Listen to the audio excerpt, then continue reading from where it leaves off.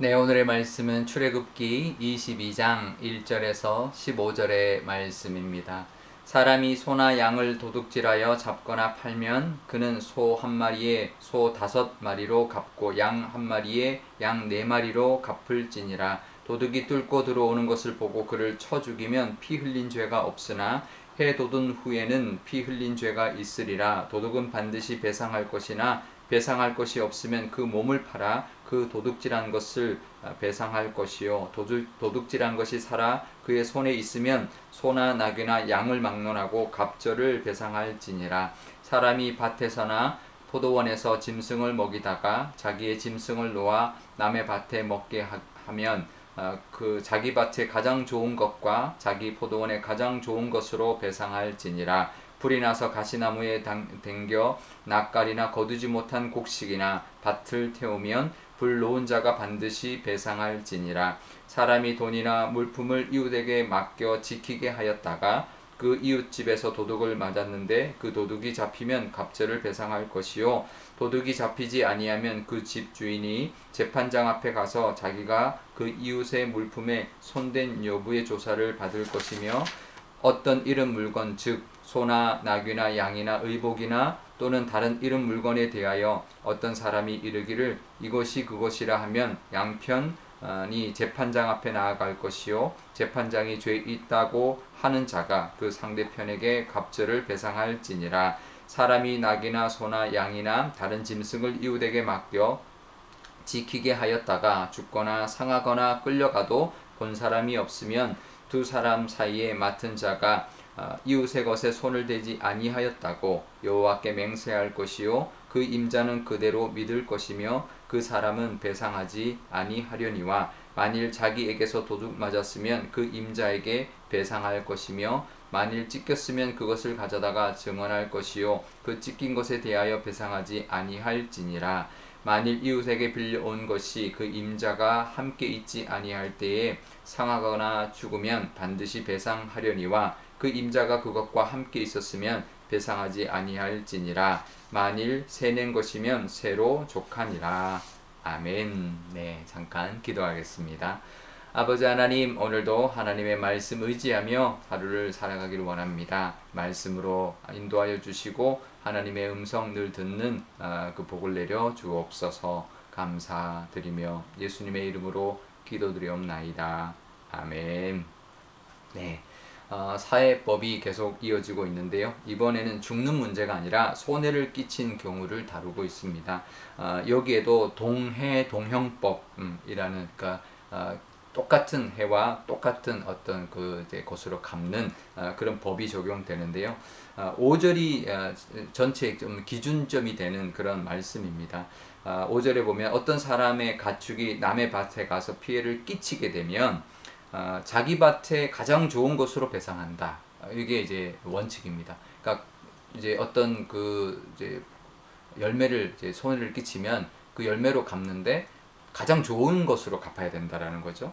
가끔은 그런 경우가 있죠. 갚지만 다 썩어가는 것으로 배상하는 경우가 있죠. 다 팔지도 못하는 것으로 갚았다 이렇게 말할 수 있는 것이죠. 그러면 안 된다는 겁니다. 같은 것으로 배상하되 가장 좋은 상태, 동일 품종 중에서 가장 좋은 것으로 배상해야 된다. 이제 그렇게 말씀하시는 것이죠. 이게 얼마나 정확한지 모릅니다. 배상하는 그 물건의 상태에 따라서 얼마든지 받는 사람도 나는 얼마든지 더 좋은 것으로 내가 생산할 수 있었는데 손해를 봤다 억울할 수 있는데 이제 갚을 때는 그런 억울함이 없도록 하나님께서 가장 좋은 것으로만 이제 갚게 그렇게 똑같은 물건일지라도 좋은 것으로 갚도록 하나님이 이렇게 정해 놓으신 거죠. 그리고요 훔친 것에 대해서는 이건 좀 달라집니다. 훔치게 되면 기본적인 법은 이제 배로 갚는 것입니다. 그런데 뭐 양이나 소 같은 경우는 이제 4배, 5배 이렇게 갚겠지만 기본적으로는 이제 배로 이제 훔친 것에 대해서는 배로 갚게 하신 것이 기본 원칙인데요. 그래서 삭개오가 예수님께 그렇게 말한 적이 있죠. 내가 누구에게 속여서 뺏은 것이 있으면 갑절로 갚겠습니다. 이렇게 한 것이 바로 그 율법을 따라서 이제 말을 했던 것이죠. 그런데 훔친 것을 팔았거나 이미 죽였으면 훔친 것이 있는 게 아니라 이미 죽였으면 훨씬 더 이제 더 많은 것으로 갚도록 하셨고요. 더 무겁게 한 거죠. 그러니 이제 실수로 한 것, 그다음에 고의로 한 것, 고의로 했지만 또 그것을 팔았거나 이미 먹어버렸을 때는 점점 더 가중되는 그 법을 주신 거죠. 그러니까 하나님은 똑같이 하지 않으셨습니다. 상황에 따라 다 다른 법을. 그러니까 요즘의 어떤 민법들처럼 굉장히 세밀하면서도 그 상황마다 억울하지 않고 또 그 사람의 어떤 그 죄질에 따라서 더 많은 그런 벌을 하나님께서 명하셨던 것입니다.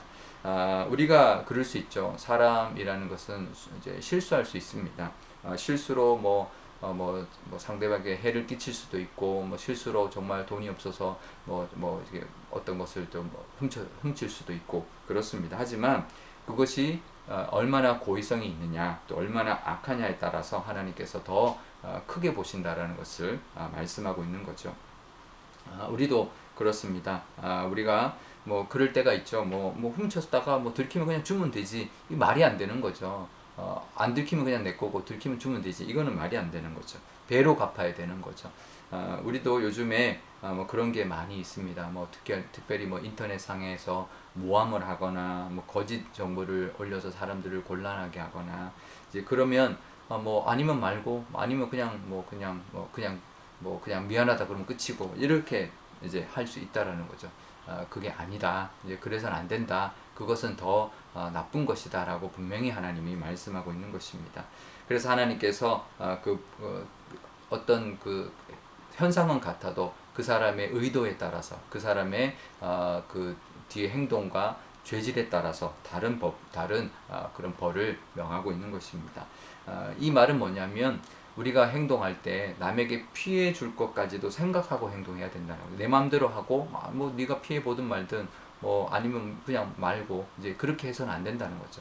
저 사람이 어떤 피해를 입을 것이냐까지 우리가 생각하고 해야 되고 하나님께서는 또 그런 피해를 입은 사람을 이해하시고 또 더 크게 보상하신다는 것도 우리가 이 말씀을 통해 우리가 기억해야 할 것입니다.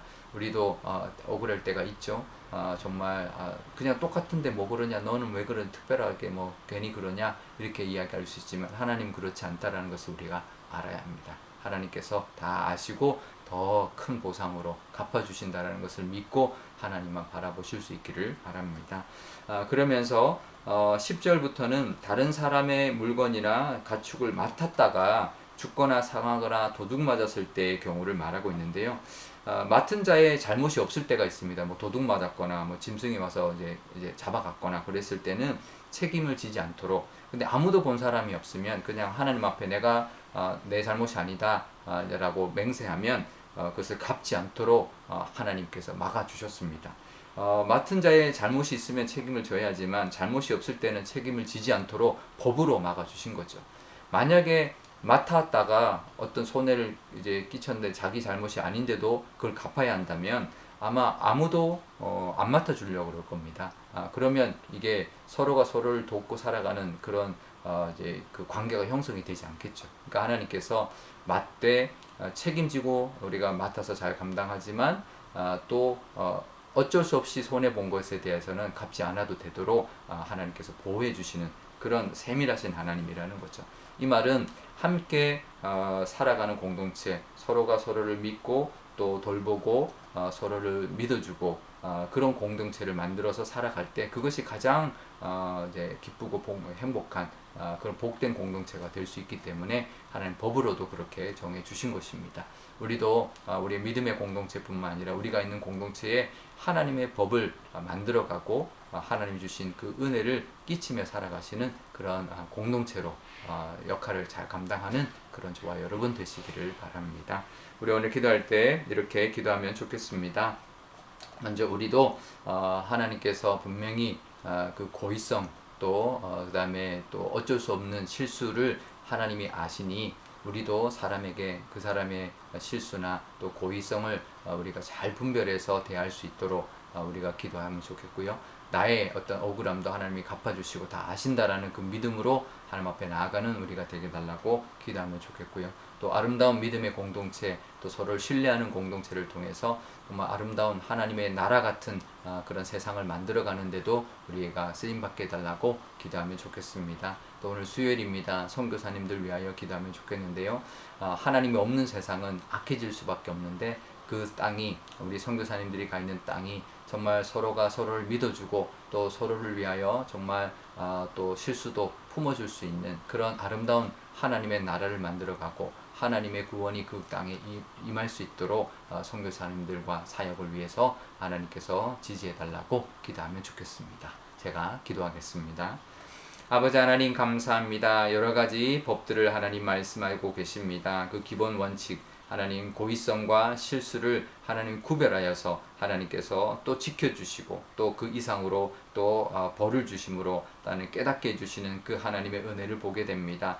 하나님 우리에게도 하나님 억울할 때가 있습니다. 그 억울함은 하나님께서 더 배로 더 갑절로 더 많은 것으로 하나님 보상해 주실 것을 믿는 믿음으로 잘 이겨내게 하여 주옵소서. 또 서로가 믿고 의지하고 신뢰할 수 있는 사회를 만들어 가기 위해서 정말 어쩔 수 없는 경우는 배상하지 않도록 하나님이 막아 주셨습니다. 그것은 아름다운 세상, 돈이 전부가 아니라 서로 누가 맞다 틀리다, 누가 더 손해보지 않도록 하는 그런 차원을 넘어서 서로가 믿고 신뢰하고 아름다운 믿음의 공동체, 아름다운 하나님의 나라를 만들어가는 그런 세상을 하나님께서 만들어가도록 법으로도 주셨습니다. 우리에게도 그런 믿음의 공동체 또 하나님의 나라를 만들어갈 수 있도록 하나님 우리에게 맡겨주신 곳이 정말 그런 아름다운 그런 곳이 될 수 있도록 하나님께서 이끌어 주옵소서. 선교사님들 위하여 기도합니다. 그 땅이 정말 하나님이 함께 하시고 하나님의 나라가 되게 하시고 정말 하나님의 능력과 은혜와 또 서로를 믿고 서로가 서로를 격려하며 살아가는 그런 하나님의 나라가 임할 수 있도록 선교지마다 하나님께서 역사하여 주옵소서. 감사드리며 예수님의 이름으로 기도드리옵나이다. 아멘. 주기도문 하겠습니다. 하늘에 계신 우리 아버지, 아버지의 이름을 거룩하게 하시며 아버지의 나라가 오게 하시며 아버지의 뜻이 하늘에서와 같이 땅에서도 이루어지게 하소서. 오늘 우리에게 일용할 양식을 주시고 우리가 우리에게 잘못한 사람을 용서하여 준 것 같이 우리 죄를 용서하여 주시고 우리를 시험에 빠지지 않게 하시고 악에서 구하소서. 나라와 권능과 영광이 영원히 아버지의 것입니다. 아멘.